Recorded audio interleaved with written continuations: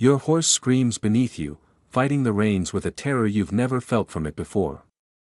It smells the truth of this valley long before your mind can accept what your eyes are seeing. You are one of Sultan Mehmed's elite scouts. A conqueror of Constantinople, a man who thought he had witnessed every horror war could offer. You were wrong. Before you, stretching for miles under the June sun, is not an army. It is a forest.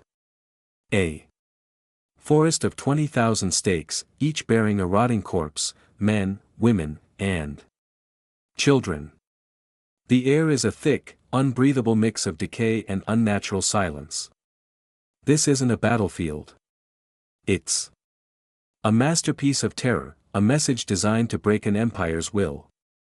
And as you stare into this grotesque orchard, you know with chilling certainty that only one man could plant such a garden of death. A man whose name is a curse whispered in the dark. Dracula. How could any man conceive of such a thing? How did we arrive at this field of nightmares? This story doesn't start here. It starts with a boy and a name that would echo through history, like a curse whispered in the dark. 4. Vlad, born in 1431, his very name was a prophecy, a dual legacy hanging over him. From his first breath. His father Vlad too bore the title Dral, member of the Order of the Dragon, a Christian military order sworn to defend Europe against the Ottoman Empire. But Dral also meant devil in the local tongue. And for young Vlad, that darker interpretation would prove prophetic. The boy's education in terror began early. At age 11, Vlad and his younger brother Radu were handed over to the Ottoman Sultan as political hostages, human insurance policies to guarantee their father's loyalty. While most children that age were playing games, Vlad was learning the brutal mathematics of power in the Sultan's court. The Ottoman palace wasn't just a seat of government, it was a finishing school for future rulers, a place where political cunning was sharpened like a blade. But Vlad proved to be a difficult student. Where other hostage princes learned to bow and scrape, Vlad seethed with barely contained fury. Every lesson in submission became fuel for his growing hatred. His younger brother, Radu, took a different path. Charming and adaptable, Radu found ways to thrive in captivity, even earning the Sultan's favor. But Vlad found only reasons to hate. The Ottomans saw his defiance and responded with characteristic brutality. Every lash across his back, every humiliation heaped upon him, was a lesson etched into his soul, not in submission, but in the art of revenge. The breaking point came in 1447. News arrived that would reshape Vlad's entire worldview and set him on a path toward unimaginable cruelty. His father, Vlad too, had been murdered by Wakian boyars, the very nobles he was supposed to trust and lead, but the worst was yet to come. His older brother, Messio, had suffered an even more horrific fate. The boyars had tortured him in ways that defied human decency. They blinded him with red-hot iron stakes, then buried him alive while he was still breathing. The image of his brother screaming in darkness beneath the earth would become the fuel for a rage that would consume nations. Imagine being 16 years old and learning that your family, your protectors, your very identity had been butchered by the people they trusted. For most, such trauma would be crushing. For Vlad, it became the foundation of his character. Trust was weakness. Mercy was stupidity. Only through fear could loyalty be guaranteed.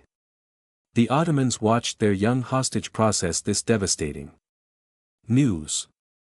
They expected him to break, to finally submit to their will. Instead, they witnessed something far more disturbing.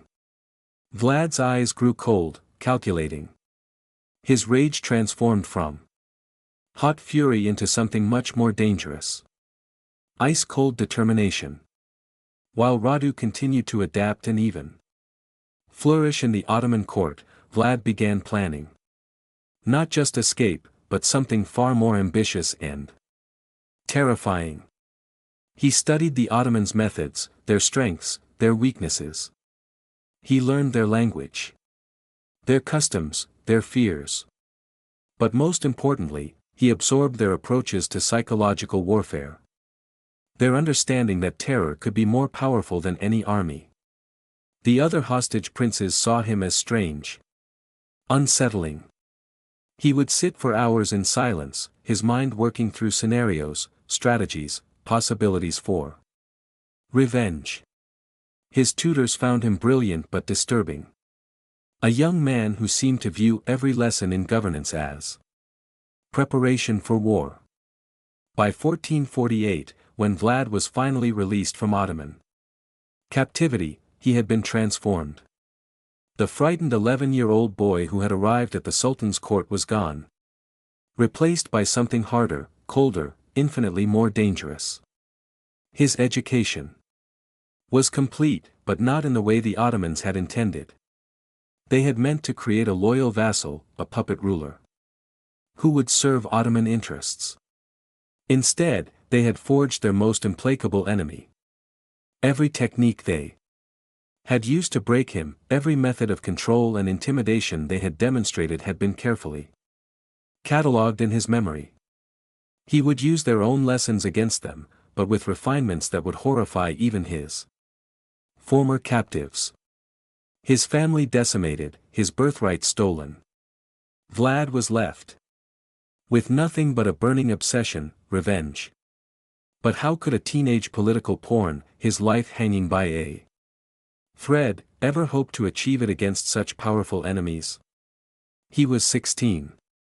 16. And for 2 fleeting months in 1448, Vlad Dracula was the ruler of Wallachia. Then just as suddenly, he wasn't. The Ottomans had installed him as their puppet, expecting easy control over their former hostage. They discovered their mistake almost immediately. Vlad's first acts as prince showed a disturbing independence, a refusal to simply rubber stamp Ottoman demands. His subjects, meanwhile, saw him as nothing more than a Turkish collaborator, a traitor imposed by their enemies. The boyars, who had murdered his father and brother, still held real power in Wallachia, and they had no intention of serving a prince they viewed as an Ottoman pawn. Within months, Vlad found himself fleeing for his life. His brief taste of power dissolving like morning mist. But power, he learned, was a slippery beast, easy to lose, but possible to reclaim if you had the stomach for what it required. His next teacher would be John Hunyadi, the legendary White Knight of Wallachia, a man whose hatred for the Ottoman Empire burned as fiercely as Vlad's own. Hunyadi saw something valuable in the young exile. A hatred of the Turks that mirrored his own, combined with intimate knowledge of their methods and weaknesses. Under Hunyadi's mentorship, Vlad learned the arts of war and statecraft from a master. But these weren't gentle lessons in diplomacy and compromise. Hunyadi was a warrior who understood that in the struggle against the Ottomans, conventional rules meant death. He taught Vlad that political survival required absolute ruthlessness, that enemies had to be not just defeated, but utterly destroyed. Hunyadi's approach to warfare was brutal and effective. He showed Vlad how to use terrain as a weapon, how to turn a smaller force into a dagger aimed at an enemy's heart. But most importantly, he demonstrated how psychological warfare could multiply military strength. A terrified enemy was already half defeated before the first battle began. For 8 years, Vlad absorbed these lessons while nursing his growing obsession with reclaiming his throne. He studied every aspect of Wallachian politics, identifying the key players, understanding their motivations and fears. He built networks of supporters, people who shared his vision of an independent Wallachia free from Ottoman control. But studying and planning could only take him so far. By 1456, with Hunyadi's backing, Vlad was ready to make his move. The current Prince Vladislav II was exactly the kind of weak ruler that Vlad despised, more interested in personal comfort than national independence, willing to compromise with anyone who could guarantee his position. The confrontation between Vlad and Vladislav wasn't just political. It was deeply personal. Vladislav represented everything Vlad had come to hate. Weakness masquerading as pragmatism. Collaboration disguised as diplomacy. When they finally faced each other in single combat, it became a symbol of Vlad's larger struggle against compromise and submission. The battle was swift and decisive. This wasn't just politics. This was vengeance delivered by his own hand. Vlad's sword found its mark, and Vladislav too died knowing that his killer was everything he himself had refused to become. Uncompromising, ruthless, willing to pay any price for power. Standing over his fallen rival, Vlad felt the weight of the Wakian crown settle on his head for the second time. But this time was different. He wasn't a teenage puppet installed by foreign masters. He was a man who had earned his throne through blood and determination, who understood exactly what it would take to keep it. The lessons of his first failed reign weren't lost on him. Popular support was fickle, foreign backing unreliable, and political enemies patient. He needed something more powerful than armies or alliances. He needed a weapon that would make his enemies hesitate before challenging him. That would turn resistance into terror and defiance into submission. His experiences as an Ottoman hostage had shown him the power of fear. His time with Hunyadi had taught him the necessity of absolute ruthlessness. Now, as Prince of Wachia for the second time, he would combine these lessons into something unprecedented in its scope and horror. The other European rulers viewed his victory with interest but little concern. They saw just another minor Balkan prince claiming a throne that had changed hands dozens of times in recent decades. They had no idea they were witnessing the rise of someone who would redefine the very concept of political terror. Vlad stood over his fallen rival, Wachia finally his. But the throne was soaked in blood. And the whispers of treachery echoed in every shadow. Keeping it would require more than just courage. It would demand a ruthlessness that would horrify the world. Easter 1457, a time for forgiveness, for new beginnings. Vlad invited the Wallachian boy, the nobles, who held real power in the kingdom, to a grand feast in Taravishta. They came expecting celebration, fine wine, and the usual political theater. They found something else entirely. The great hall was magnificent, decorated with tapestries and filled with the rich aroma of roasted meats. The boyars arrived in their finest clothes, jewels glinting in the candlelight, confident in their traditional privileges and power. These were the men who had spent decades manipulating Wakian politics, who had murdered princes when it suited them, who viewed rulers as temporary inconveniences to be managed or removed. Vlad played the perfect host, moving among his guests with apparent warmth, ensuring their cups stayed full and their plates remained loaded with delicacies.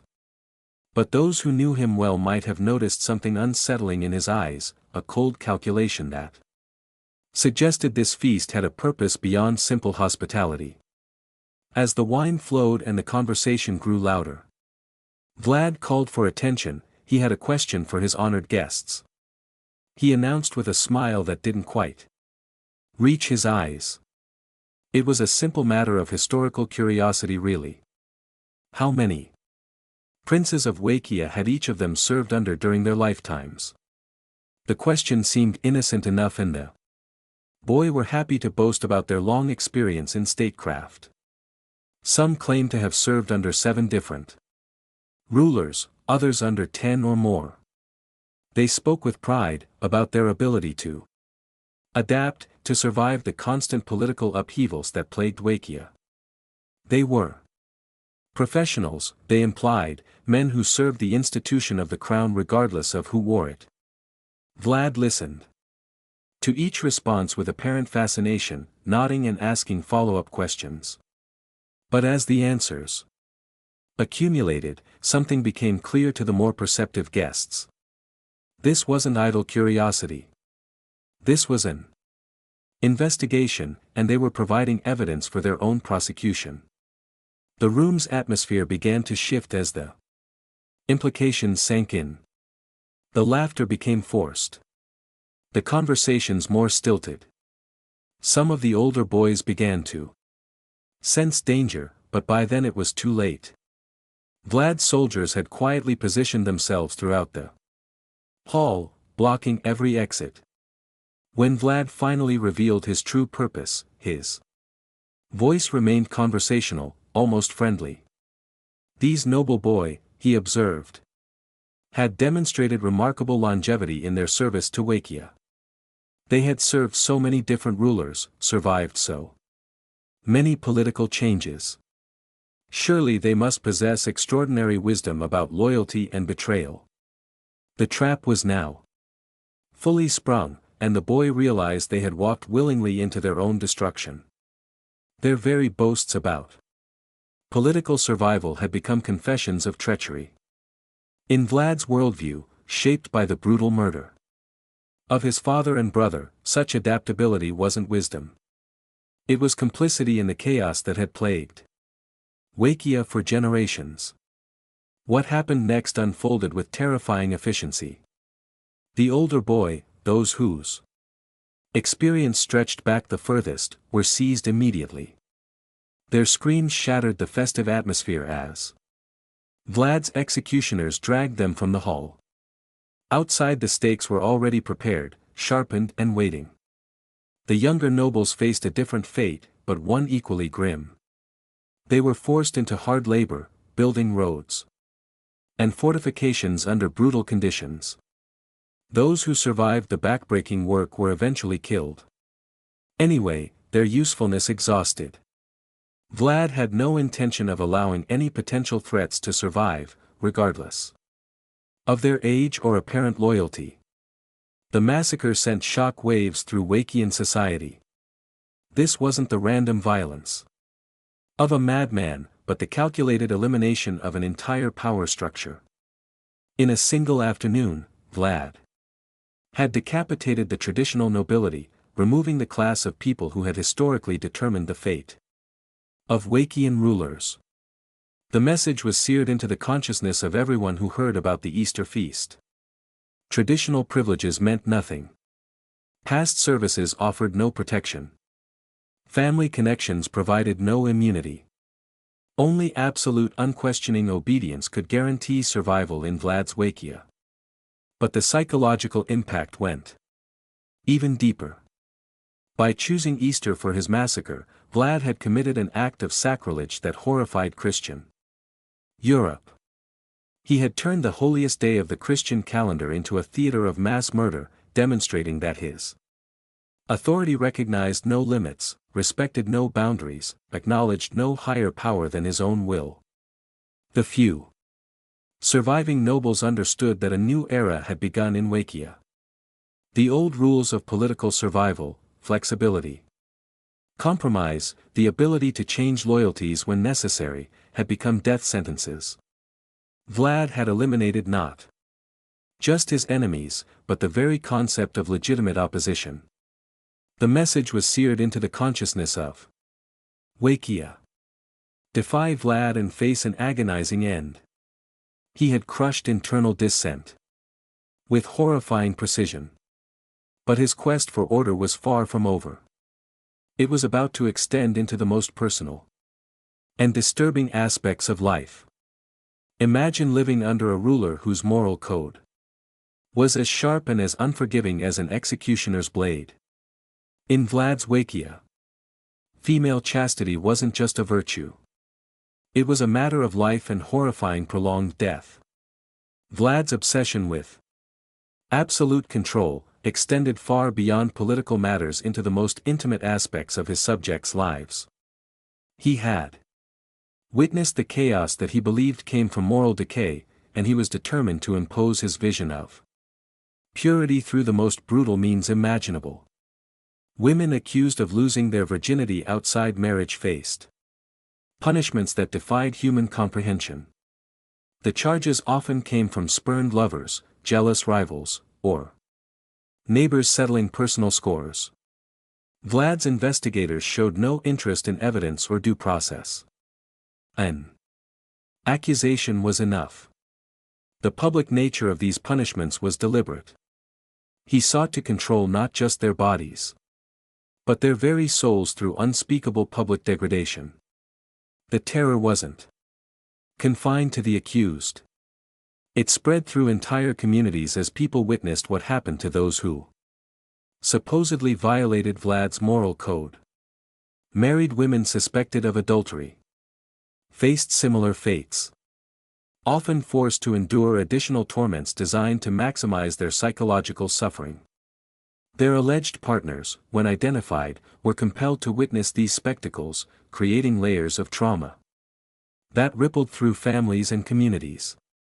The pervasive atmosphere of suspicion and terror meant that women lived in constant fear of false accusations. Normal social interactions became dangerous. A conversation with the wrong person, a glance misinterpreted, a moment of privacy misconstrued.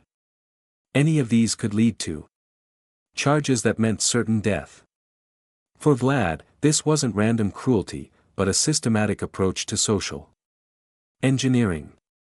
He believed that only through absolute fear could he create the kind of society he envisioned, one where every citizen's behavior aligned perfectly with his personal vision of moral order. His approach to other social problems followed the same brutal logic. When faced with the persistent issue of poverty and begging in his territories, Vlad devised a solution that perfectly encapsulated his mindset. He invited all the beggars, vagrants, and poor people in Wallachia to a great feast in a specially constructed wooden hall. The invitation promised food, shelter, and relief from their suffering. Hundreds of desperate people accepted, grateful for what seemed like unprecedented royal generosity. They filled the hall, enjoying the finest meal of their lives, speaking hopefully about this new prince who seemed to care about their welfare. As the feast reached its peak, Vlad's soldiers appeared at every door and window. They barricaded the exits, trapping everyone inside. Then came the torches. The wooden structure, deliberately designed to burn quickly, became a fiery tomb, a feast that turned into a funeral pie. His solution to poverty was annihilation disguised as charity. When asked later about this massacre, Vlad reportedly explained his reasoning with chilling logic. These people, he argued, were a burden on society, contributing nothing while consuming resources. By eliminating them, he had solved the problem of poverty permanently while ensuring that no one in Wallachia would suffer from want again. His approach to international relations followed the same pattern of theatrical brutality designed to send unmistakable messages. When Ottoman envoys arrived at his court and refused to remove their turbans, claiming religious and cultural obligations, Vlad saw an opportunity to demonstrate his authority and utter contempt for Ottoman customs. Rather than simply expelling the envoys or engaging in traditional diplomatic protests, Vlad ordered his executioners to nail the turbans permanently to their skulls. It was a diplomatic incident, resolved with hammers and nails, a message written in blood and bone that traveled back to the Sultan faster than any formal communication. The act served multiple purposes in Vlad's strategic thinking.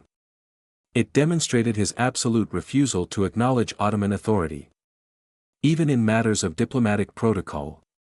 It showed his willingness to violate all conventional rules of international relations.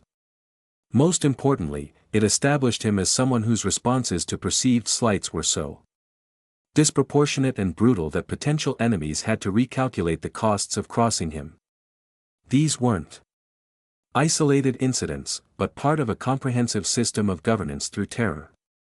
Every aspect of life in Vlad's Wallachia was subject to his personal moral code, enforced through punishment so severe that they paralyzed normal social functioning. People stopped trusting their neighbors. Families turned on themselves, and entire communities lived in a state of perpetual anxiety. For Vlad, order meant purity, and purity, it seemed, could only be achieved through suffering that redefined the boundaries of human cruelty. He was sculpting his kingdom through fear, each act of brutality, a chisel blow. But the tool he was becoming most infamous for, impalement, wasn't just a punishment in his hands. He was elevating it to a terrifying art form. A science of suffering. Impalement. The word itself conjures images of unimaginable agony. But for Vlad Dracula, the conventional methods were inefficient. He sought not just death, but a symphony of suffering, prolonged for hours, even days. Traditional impalement, as practiced throughout history, was relatively swift. A sharp stake driven through the body would typically cause rapid death from massive trauma or blood loss. For most practitioners, this was sufficient. The victim died. The example was made. The message was sent. But Vlad saw this as wasteful, a missed opportunity for maximum psychological impact. His innovations began with the stakes themselves, where others used sharp, pointed implements designed to pierce quickly. Vlad ordered his executioners to use thicker, blunted stakes. These were carefully sanded and lubricated. Not out of mercy, but to ensure they would slide into the body without causing immediately fatal damage. The insertion process itself became a gruesome ritual of precision and patience. Rather than driving the stake through quickly, Vlad's executioners worked slowly and methodically. The blunted end would be carefully positioned and gradually forced into the body, usually through the rectum, though other entry points were sometimes used, depending on the specific message Vlad wanted to send. The key was avoiding vital organs during the initial insertion. A stake driven too quickly or at the wrong angle might pierce the heart, lungs, or major blood vessels, causing rapid death. Vlad's method was designed to avoid these merciful complications. Instead, the stake would be guided along the body's natural cavities and pathways, emerging hours later through the shoulder, neck, or mouth while leaving the victim conscious and aware throughout the entire ordeal. Imagine the scene: not a swift execution, but a slow, calculated process. The executioner, a craftsman of pain, whose skill was measured not by speed, but by how long he could keep his victim alive and suffering. Some of Vlad's most experienced executioners could ensure that victims remained conscious and vocal for more than 24 hours. The psychological torture was as carefully orchestrated as the physical component. Victims would be forced to watch others undergo the same process before their own turn came. They would hear the screams, witness the prolonged agony, and understand exactly what awaited them. This anticipatory terror often broke people psychologically before the physical torture even began. The positioning of the impaled victims was another crucial element of Vlad's system. Rather than simply leaving them to die in private, he arranged them in public spaces where their continued suffering served as a constant reminder of his power. Markets, town squares, and roads leading to his territories became galleries of horror, where the dying served as living warnings to the living. The sounds were as important as the sights in Vlad's calculated theater of terror. The moans, screams, and pleas of the impaled created an auditory landscape of fear that penetrated into homes, markets, and places of worship. Even Those who avoided looking at the stakes couldn't escape the constant reminder of what defying Vlad's will would bring. Weather became another tool in this prolonged torture. Rain would make the victim's suffering even more acute, while hot sun would accelerate dehydration and add elements of exposure to the experience. Vlad's executioners learned to time their work to maximize these natural contributions to the victim's agony. The medical precision required for these extended impalements meant that Vlad's executioners became grotesquely skilled anatomists. They developed an understanding of human anatomy that allowed them to navigate the body's internal structures while avoiding immediate death. This knowledge, gained through repeated practice on living subjects, made them horrifyingly effective at their craft. The duration of suffering became a point of professional pride among Vlad's executioners. They would compete to see who could keep victims alive longest, developing techniques and refinements that pushed the boundaries of human endurance. What had once been a simple method of execution became a sophisticated system of extended torture. The impact on observers was exactly what Vlad intended. People who witnessed these prolonged executions were fundamentally changed by the experience. The knowledge that such suffering was possible, that it could be deliberately imposed and carefully managed, created a level of terror that went far beyond normal fear of death. Word of these refinements spread far beyond Wakia's borders, carried by traumatized merchants, fleeing refugees, and horrified diplomats.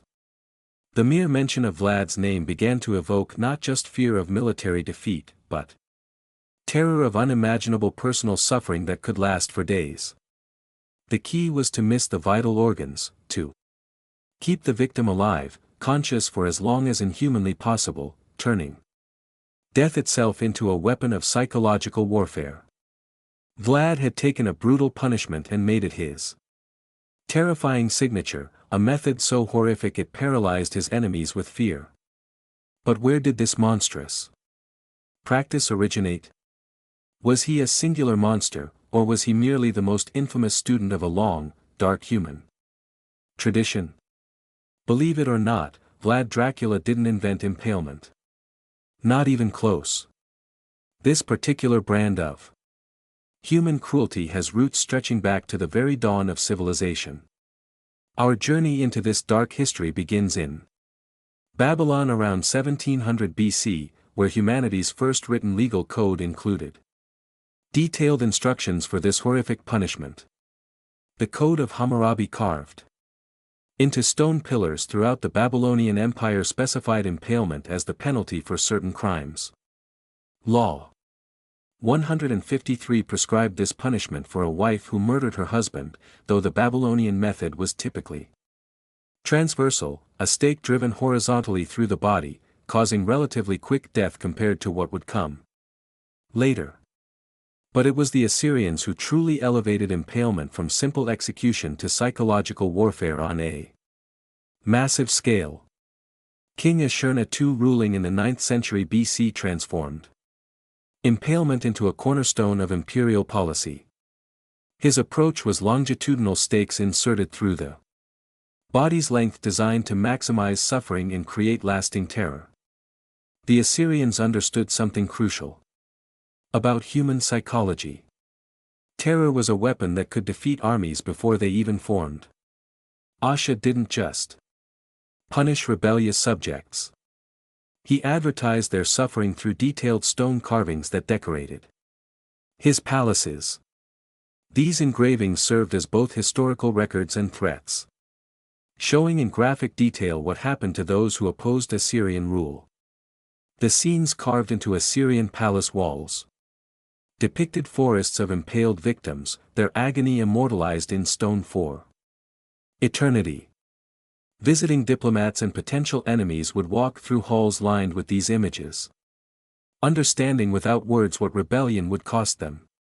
It was psychological warfare executed through architectural intimidation. As empires rose and fell, the practice of impalement spread across cultures and continents, adapting to local customs while retaining its essential horror. Medieval Europe saw its own variations. Particularly in German territories during the 14th through 16th centuries, where impalement became associated with specific categories of crime. Adulterous couples faced this punishment in some German regions, the method serving both as execution and moral lesson. Women accused of killing their children, often in cases that might today be recognized as postpartum depression or desperate poverty, were impaled through the heart. The symbolic nature of this placement wasn't lost on medieval audiences. The heart that should have protected the child became the site of ultimate punishment. Accused witches faced similar fates, impaled through the heart. With wooden stakes in a grotesque parody of the vampire legends that would later incorporate Vlad's name. These executions were public spectacles that reinforced social fears and religious orthodoxy while providing entertainment for crowds who had few other diversions. The Assyrians understood something crucial. Terror was a weapon, and